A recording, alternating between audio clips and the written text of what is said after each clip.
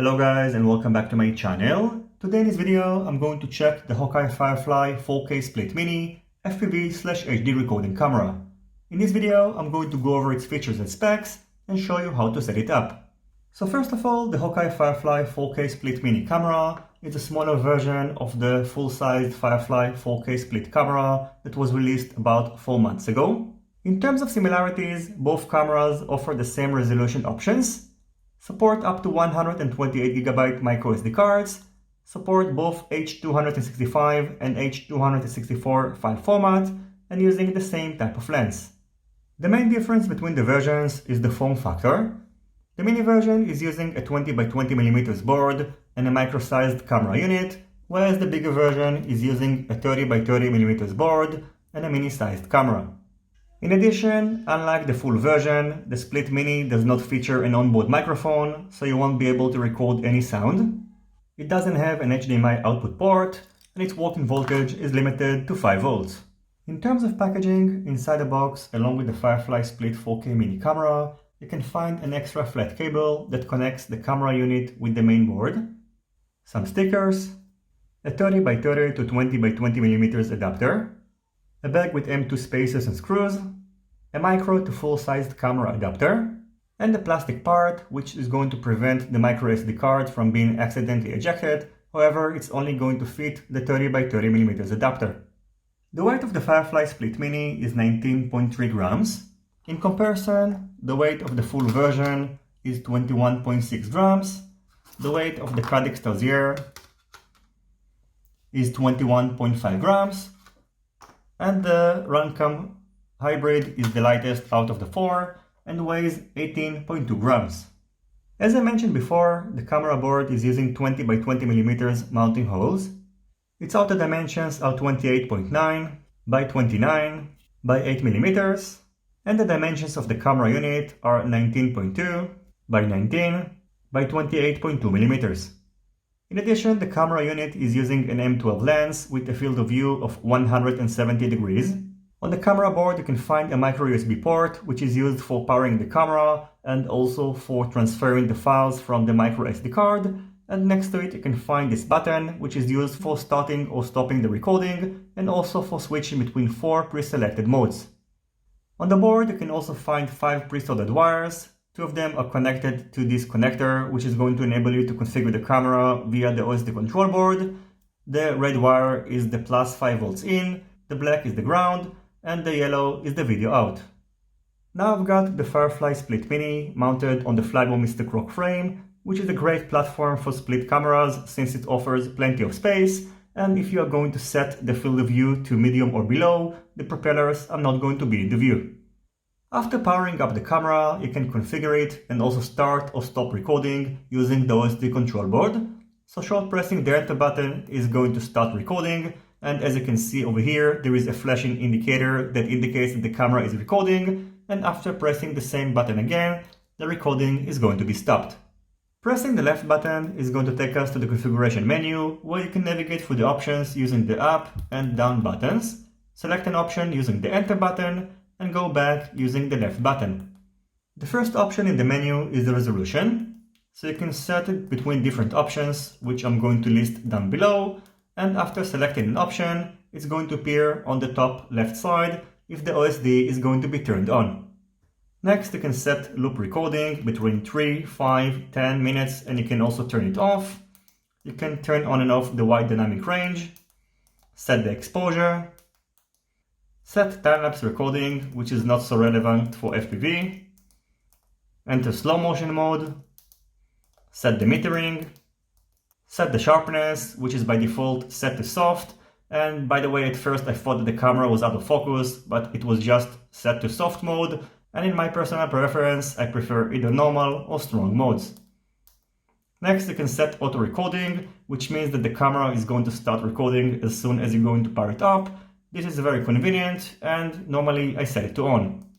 You can set the codec to either H.264, which is the default option, or H.265. Set fixed frame rate to either on or off, and set the electronic shutter, which is by default set to auto. On the second menu, you can set the auto power off between off, 1 minute, 2 minutes, 3 minutes, 5 and 10 minutes. you can set the language between the following options. Set the light frequency to either 50 or 60 Hz. Set the TV mode, which is by default set to NTSC. Set the OSD mode, so you can either turn it on or off. Set the ISO, which is by default set to auto. Set image effect, which is not so relevant to FPV. So for example, now I'm going to set it to color pencil and look what's going to happen. So that's pretty funny, but you are probably not going to use it. Next, you can set the white balance, so you can choose between a couple of presets, or you can set it to auto. You can turn on and off the distortion correction. You can set the field of view. By default, it is set to large, but you can choose either small or medium as well. And after selecting the field of view, you can see over here the desired option. The next option is image rotation. So if you're going to set this option to on, the video is going to be flipped upside down. The next option will enable you to format the micro SD card, and if you're going to see SD card error after inserting your micro SD card, I recommend to perform this operation. Next, you can restore everything to default settings, and finally you can check the current firmware that the camera is running. Pressing the right button while the camera is not recording is going to take you to the gallery. Over here you can toggle between the recorded videos by pressing the up and down buttons, playback the video by pressing the enter button, and while the video is playing, you can also control the playback speed. You can delete the video by pressing the left button, and then you can choose whether to delete the current file or to delete all the files. And you can exit the playback mode by pressing the right button. The playback option has a very important feature, and it's not only used for playing back your videos or deleting them. Let's say you just started recording a video, and instead of stopping the recording by pressing the enter button or by pressing the mode button, which is also used for starting and stopping the recording, you just unplug the battery. As you can see, now the file is damaged and you won't be able to play it back. And after heading over to the playback menu and playing back this file, it is now fixed. As I mentioned before, the mode button is also used for starting or stopping the recording. So if you're going to short press it, it's going to either start or stop the recording, and long pressing it is going to change between 4 preset modes, as you can see on the OSD on the top left corner. In order to measure the latency of the camera, I filmed the FPV screen at 240 frames per second, pointed the camera at the light in my room, and then turned it off. Every frame represents about 4 milliseconds, and I can tell you that this is not a very accurate way of measuring a latency of the camera, but it can still give us a pretty good estimation. It took about 10 frames for the screen to go completely dark after turning off the light, so I can estimate that the latency of the camera is about 40 milliseconds. When using the camera, I felt a noticeable lag when the camera was set to 4K, so I also compared 4K and 1080p modes, both when the camera is recording and not, and I found that on 1080p it doesn't matter and the latency is about the same when the camera is recording and not recording. However, the 4K lags a little bit behind the 1080p mode, and also the 4K when the camera is recording is lagging behind the 4K when it's not recording. As I just mentioned, the lag is noticeable, especially when the camera is set to 4K and the video doesn't feel smooth, so I hope that Firefly are going to fix this issue on their next firmware update. And anyway, it probably goes without saying, but I don't suggest racing with this camera.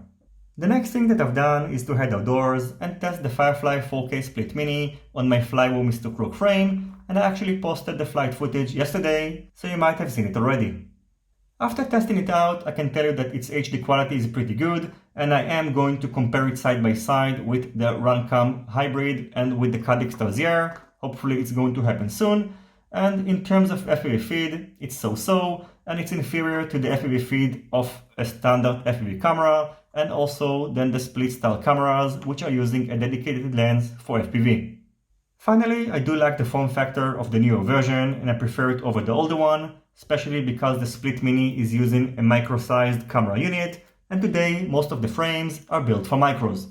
I do hope that in the future they are going to replace this flat cable and use this coaxial cable instead, because it's more flexible and easier to work with. So that's going to be it for my review of the Hawkeye Firefly 4K Split Mini. As always, I thank you for watching my video. I hope you enjoyed it and you find it useful. If you have any questions, feel free to ask them in the comments section down below. Don't forget to leave a thumbs up if you like this video, and consider subscribing to my channel and hitting the notifications bell if you're not already subscribed. See you in my next videos, and goodbye.